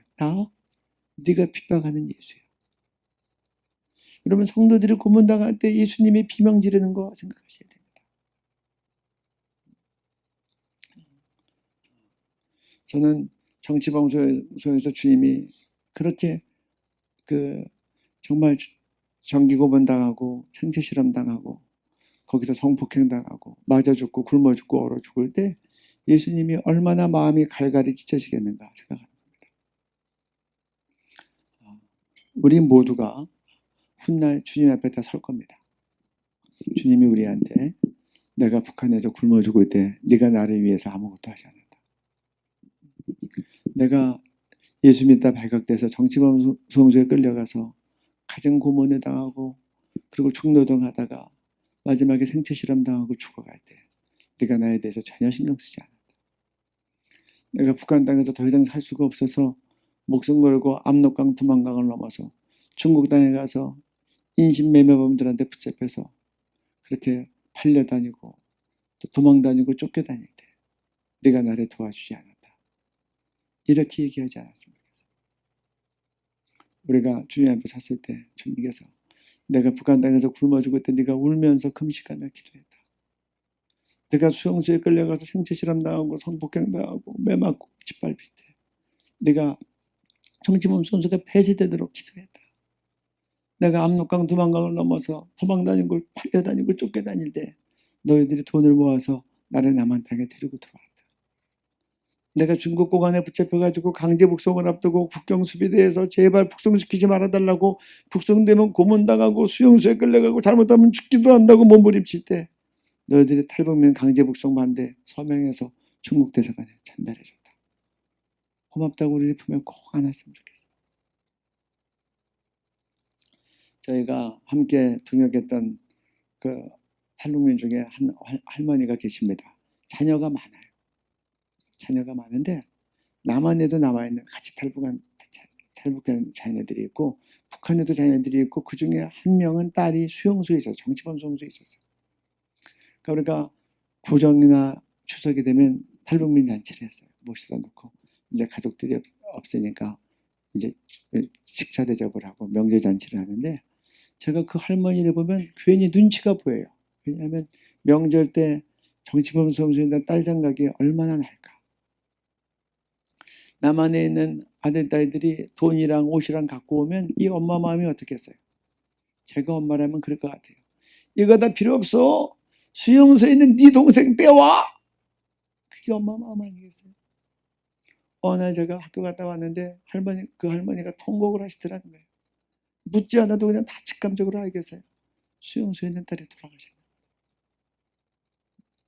오늘 예수님 마음이 그런 거예요. 전 세계 200개가 넘는 교회가, 나라가 자유롭게 주님께 예배를 드리는데, 그리고 이슬람권이어도 저렇지는 않죠. 제가 터키에도 우리 기도의 집이 있고 기도전 교사님들이 있는데 터키 가서 또 예배 드렸어요. 세상에 북한 같은 데가 없는 겁니다. 중국도 저렇지는 않잖아요. 중국이 핍박을 받아도. 전 세계에서 예배를 드려도 예수님은 북한 땅에 그 마음이 꽂혀 있는 거예요. 오늘 한국교회 그렇게 얘기하는 겁니다. 한국교회가 주님 사랑한다고 하고 찬양하고 막, 네 동생 좀 살려. 제가 한번 청년 집회를 갔어요. 저도 옛날에 청년 사역자였습니다. 청년들이 주님 사랑한다고 막 눈물을 흘리고 찬양하라고, 부흥을 달라고 기도해요. 제가 청년들한테 그랬어요. 너희들 부흥 달라고 기도 안 해도 돼. 북한 동포들 살려달라고 기도해. 그러면 부흥은 저절로 와. 먼저 그 나라와 그 일을 구해. 그게 부흥이야. 그럼 하나님이 기뻐 역사하시고, 하나님이 기뻐 역사하시면 교회의 부흥은 그대로 오는 거야. 북한도 너희 핏줄이 저렇게 전 세계적으로 가장 역사에도 없는 핍박을 당하고 있는데 거기서 아무 생각도 없고 주님 사랑한다고 눈물을 흘려. 여러분 정말 사랑하면요, 사랑하는 사람이 좋아하는 건 나도 좋아하고 사랑하는 사람이 싫어하는 건 나도 싫어하는 거예요. 제 말 맞아요? 제가 5남매 중에 막내 아들인데 저희 어머니가 저 때문에 기도를 많이 해주셨어요. 저에게 좋은 일이 있으면 우리 어머니가 저보다 더 기뻐하셨어요. 저한테 어려운 일이 있으면 우리 어머니가 울면서 금식하면서 기도했어요. 사랑하면 그런 거예요. 예수님의 마음이 어떤 걸 전혀 알지도 못하고 그냥 혼자 사랑한다고 눈물을 흘리고 북한을 위해서 아무 생각 없으면 그 사람 착각하고 있는 거예요. 한국 성도가 돼가지고. 제 말 이해가 됩니까? 정말 사랑하면 내가 사랑하는 사람의 마음이 어디에 제일 가 있고, 내가 사랑하는 사람은 뭘 좋아하고 뭘 싫어하고, 내 사랑하는 사람이 지금 뭘 해주면 제일 마음이 기뻐할까.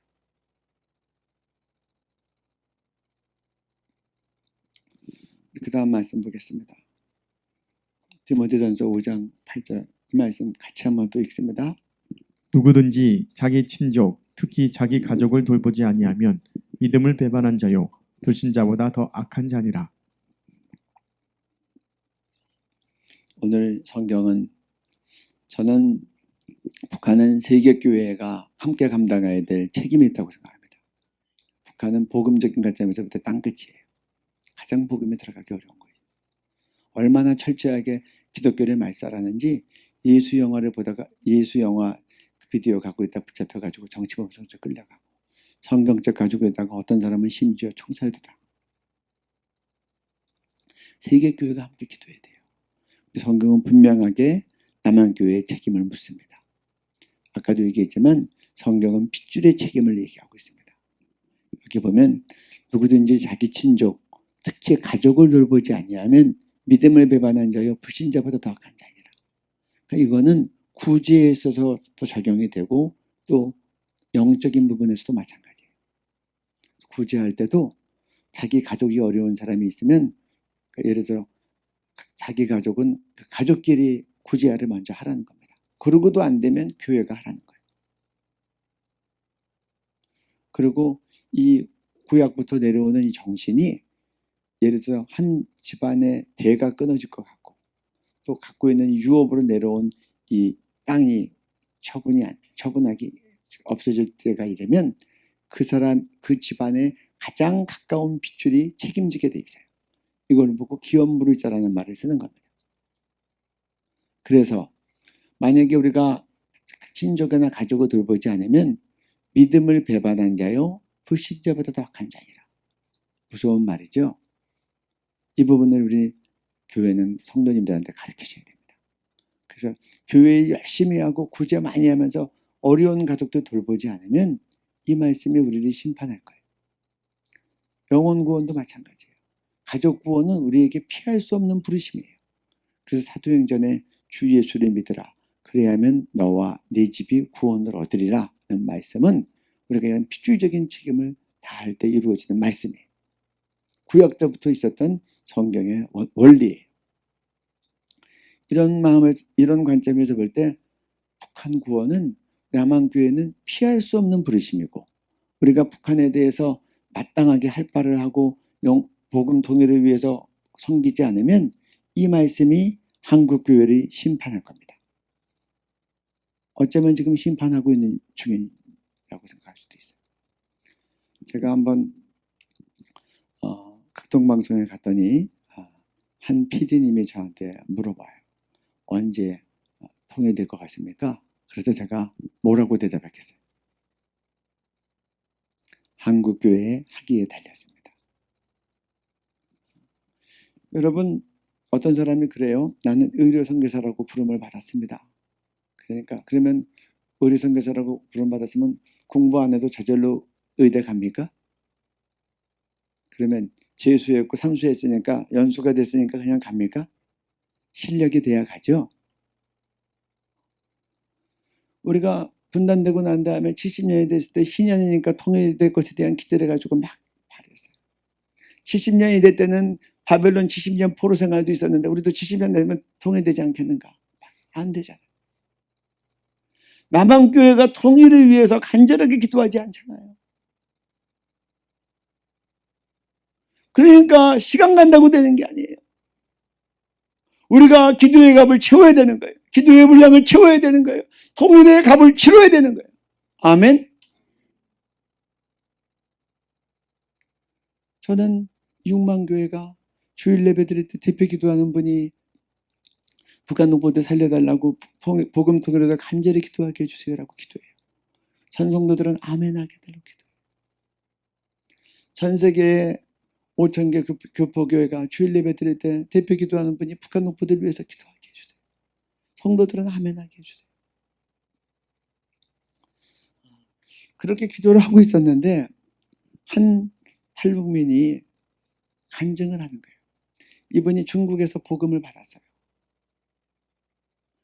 보이부 출신이었어요. 그래서 하나원에 있으면서 한국교회에 대해서 너무 감사한 마음이 있었고, 하나원에 있을 때 새벽 기도를 날마다 해야 돼요.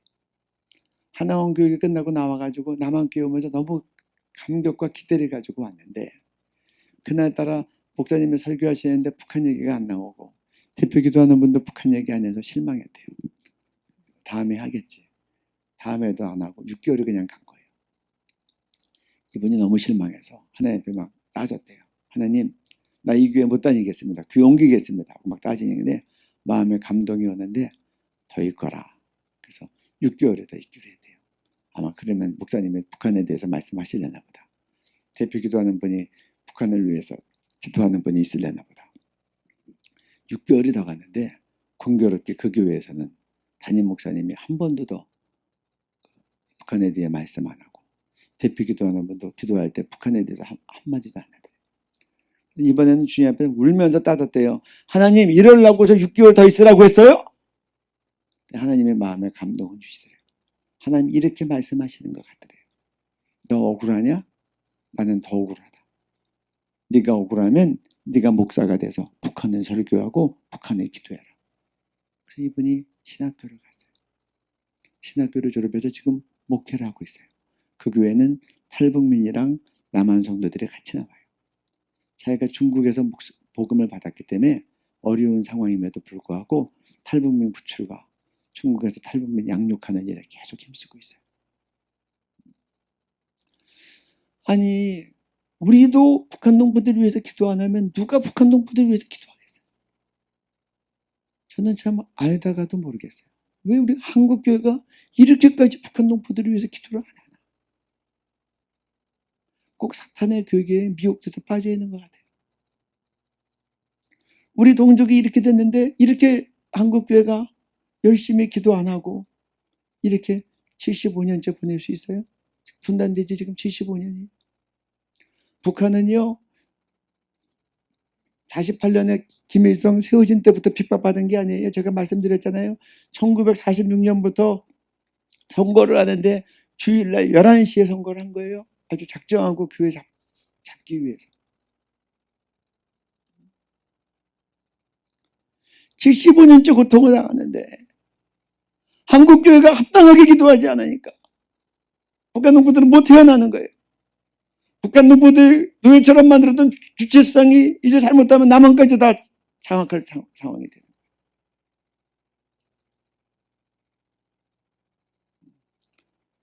영적 전쟁에서 무승부는 없어요.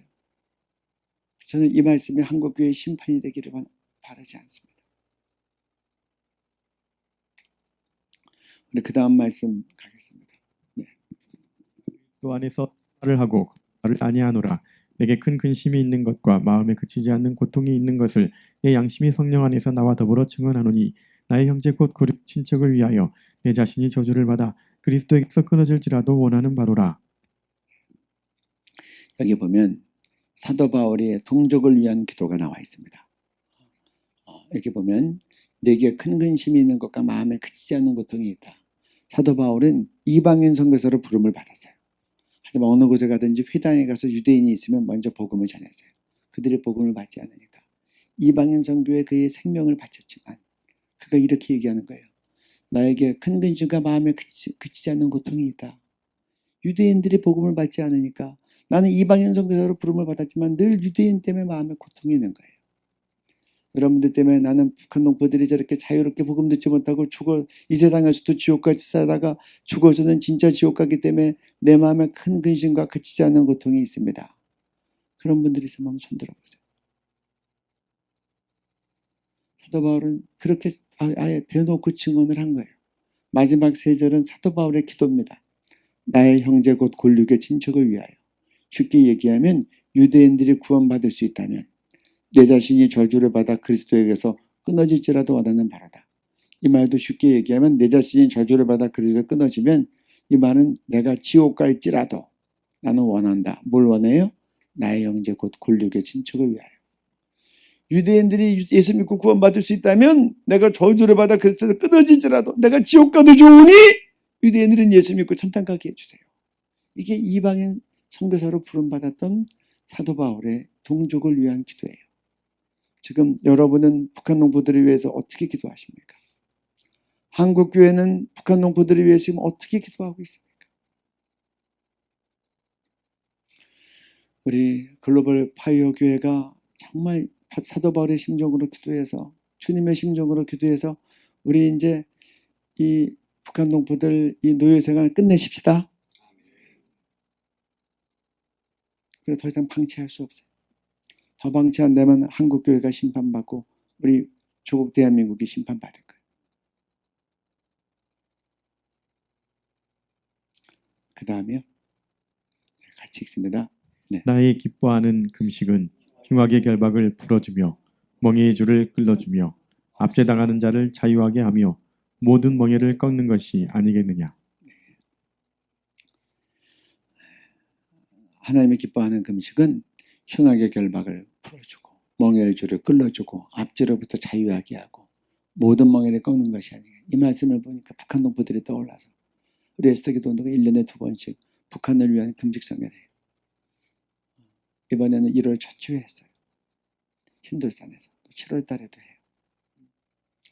우리가 금식할 때 북한 농부들의 흉악의 결박을 풀어주십시오.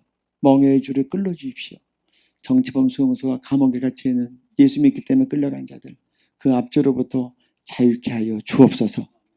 예수 못 믿고 지옥 가게 하는 김일성 주체상의 모든 멍에가 그리스도 예수 이름으로 끊어질지어다. 제가 방학 때가 되면 여름 겨울로 청소년 수련회에 갑니다. 그럼 제가 북한도 가고 통일선교사들 콜링해. 저도 통일선교사예요. 꼭 신학 안 해도 돼요.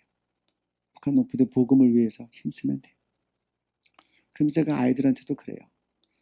다니엘은 저는 주요 3창이 한국교회의 토산물인 줄 알았더니 다니엘이 하더라고요. 다니엘이 9장 19절에 주여 들으소서 주여 용서하소서 주여 들으시고 행하시옵소서 지체치 마옵소서.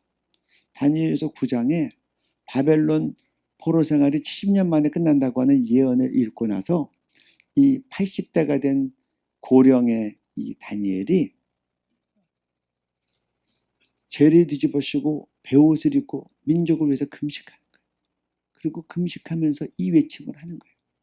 다니엘의 기도를 주님께서 들으시고 70년이 채 되기 전에 고레스가 그가 칙령을 내려서 포로로 잡아왔던 이스라엘 민족 고토로 돌아가도 된다고 그렇게 칙령을 내려주는 거예요. 요즘은 80세가 흔하지만 그 당시 80세 사는 분이 거의 없었던 때 아니에요? 민족을 위해서 금식을 하는 거예요. 그래서 제가 아이들한테 그래요.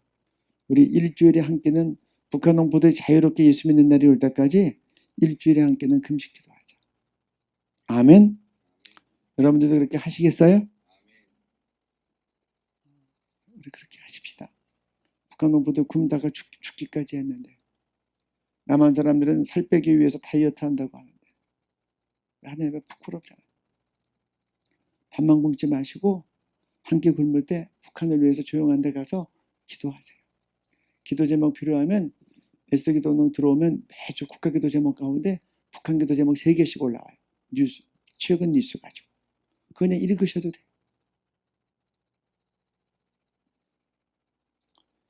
여러분들 일주일에 한 끼는 금식하시고 한 끼 밥값을 모으세요. 금식원금을. 한 달이 되면 모아서 북한 선교원금이라고 써서 교회에다가 드리세요.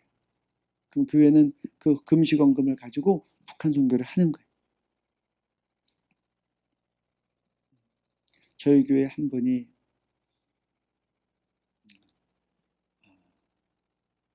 생방송에 나가니까 좀 조심스럽지만 북한 선교를 위해서 큰 헌금을 하셨어요. 그래서 교회에서 상의를 했어요. 어떻게 하면 좋겠다.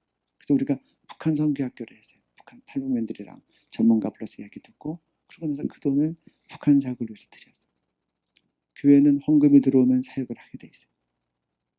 그래서 여러분들 우리가 일주일에 한 끼는 금식을 하고 내가 금식한 거 밥만 굶는 게 아니라 한 끼 밥값을 모아서 한 달이 되면 그걸 북한 선교으로 교회에 드리고 교회는 그걸 가지고 우리의 금식원금으로 북한 농부들의 흉하게 결박에 풀어주고 멍에의 줄을 끌어주고 앞줄로부터 자유하게 되고 김일성 주체장의 모든 멍에가 꺾어지도록 우리 기도하며 선교해야 될 일입니다.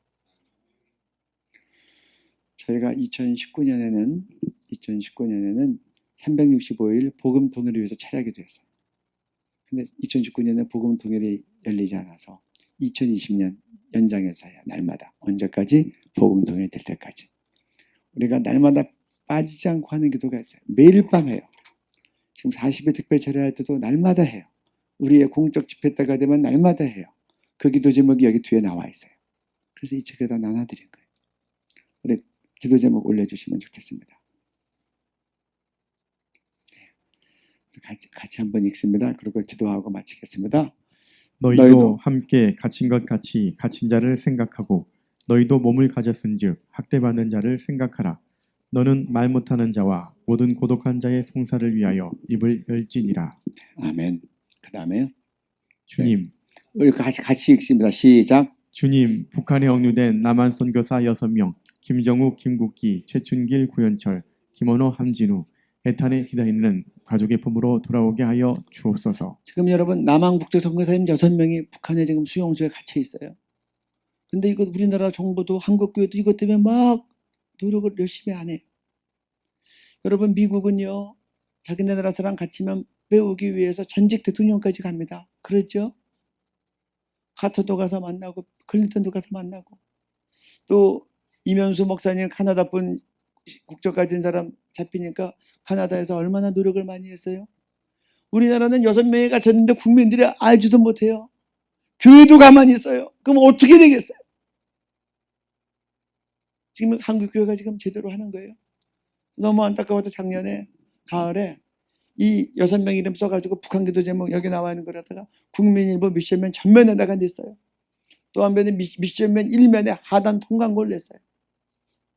국민일보의 1분 기도가 계속 나가는데 아예 작정하고 그냥 한 달에 한 주간은 이 6명이 이 기도 제목 그대로 제가 읽어서 내보내요. 이 극동방송 1분 기도는 제주도를 통해서 북한으로 들어가는 방송이에요. 남한에서는 물론이고 여러분 운전하다가 들으신 분 있을지 모르겠어요. 7시 56분 되면 나가요. 그래서 제주도에서 송출을 하면 이게 중국 동북 삼성까지 다 들어가는 거예요. 하나님 우리 남한 선교사 6명 이제는 돌아오게 해 주옵소서. 김정옥 선교사님은 생명이 유독하단 말도 들었는데 확인이 안 되는 거예요. 하나님 그들의 생명을 지켜주시고 믿음도 지켜주시고 하나님 이제 속히 가족의 품으로 한국교회 품으로 돌아오게 해 주옵소서. 정말 너무 안타까워요. 저희가 이 기도 제목을 계속 날렸더니 어느 선교회에 제가 그 후원의 밤에 참석했더니 기도 제목이 딱 나왔는데 이 기도 제목이 그대로 나왔더라고요. 그 교회에도 우리가 이 월간 지저사미를 계속 보내드렸어요. 그 다음이요. 네, 또 같이 읽습니다. 시작. 정치범 수용소가 폐쇄되므로 갇혀있는 북한 주민들과 성도들이 풀려나게 하옵소서. 그리고 감옥에 갇혀있는 지하교회 성도들도 모두 풀려나게 하옵소서. 김일성 일가 우상화 신격화 체제가 종식되므로 북한 전역에 있는 3만 8천 개의 동상과 집집마다 걸려있는 초상화들이 철거되게 하옵소서. 그래서 전 국민적인 김일지 일가 우상 숭배의 죄악이 사라지게 하옵소서. 신앙의 자유가 주어지므로 자유롭게 예배드리며 전도와 선교의 자유가 보장되게 하옵소서. 북한 땅 방방곡곡에 예수 그리스도의 십자가 복음이 증거되게 하시고 북한 동포들도 땅끝까지 복음을 증거하는 선교하는 백성 되게 하옵소서. 한국교회가 우리와 한 핏줄인 북한 동포들의 영육 구원을 위해 연합하여 간절히 기도하게 하옵소서. 아멘. 네.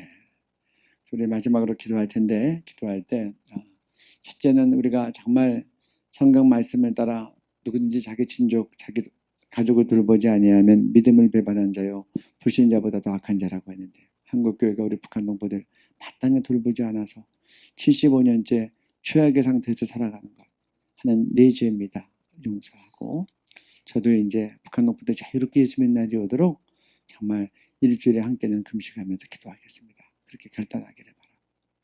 그리고 하나님 이 갇힌 자들에게 해방과 자유를 주시고 우리 이제 복음 등을 속히 이루어 주시고 또 통일한국은 땅끝까지 복음 증거하는 선교한국 되게 해 주옵소서.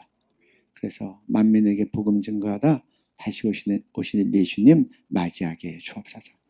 그리고 우리 다음 세대들을 축복합니다. 얘네들은 북한 아이들과 함께 손잡고 땅끝까지 복음 들고 달려가게 해 주옵소서.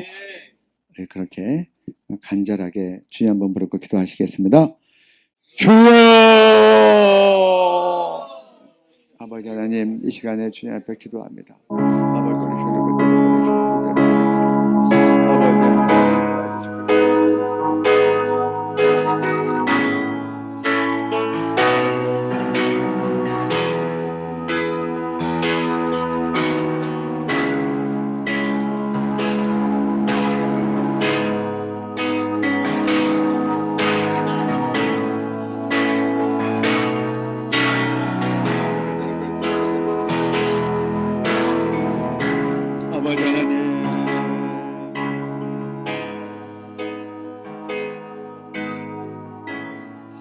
아버지 우리 주님 그대로 아버지 아버지 하나님 아버지 주님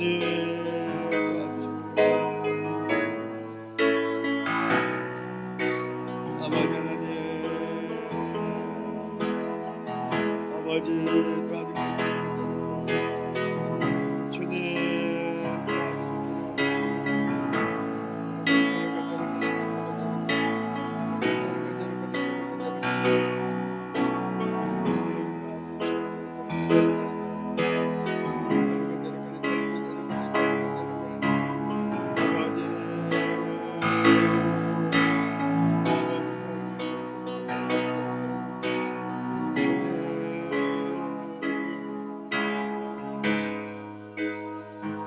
주님 도와주시오. 아버지 역사해 주시오.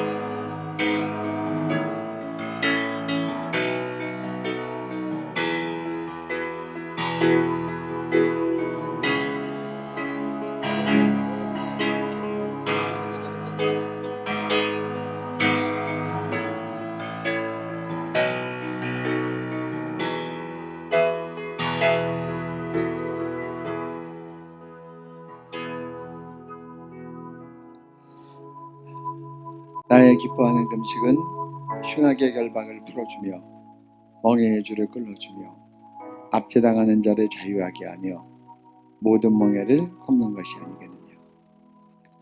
제 마음에 이러한 감동이 있습니다.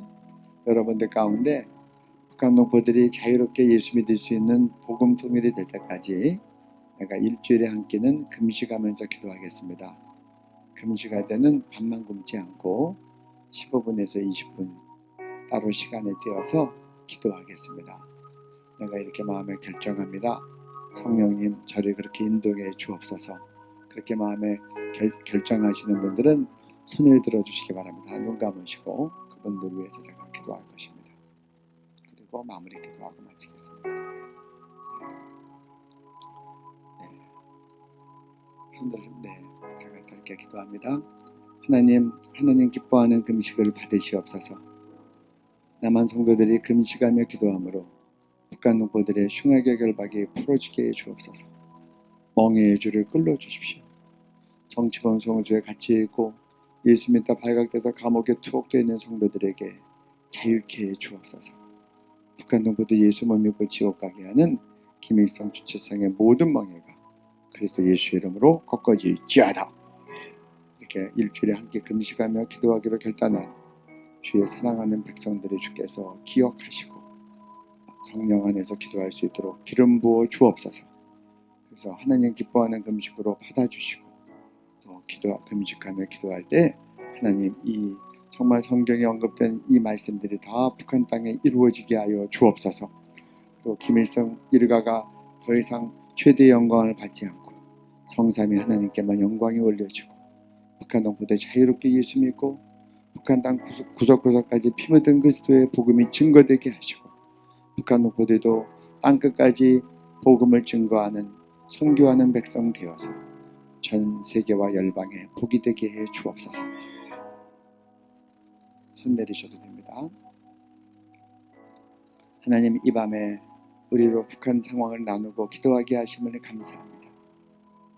종은 말씀을 전하고 떠나가지만 성령님께서 계속 역사하셔서 북한 동포들이 자유롭게 예수 믿고 함께 연합해서 통일 선교한국을 이룰 수 있도록 성령님께서 계속 역사해 주옵소서. 글로벌 파이어 교회를 주님의 이름으로 축복하고 통일 선교한국의 토대가 되는 교회가 되게 해 주옵소서. 감사하며 저희들을 통역자 삼으셔서 복음 통일 이루시는 존귀하신 예수님 이름으로 기도드렸습니다.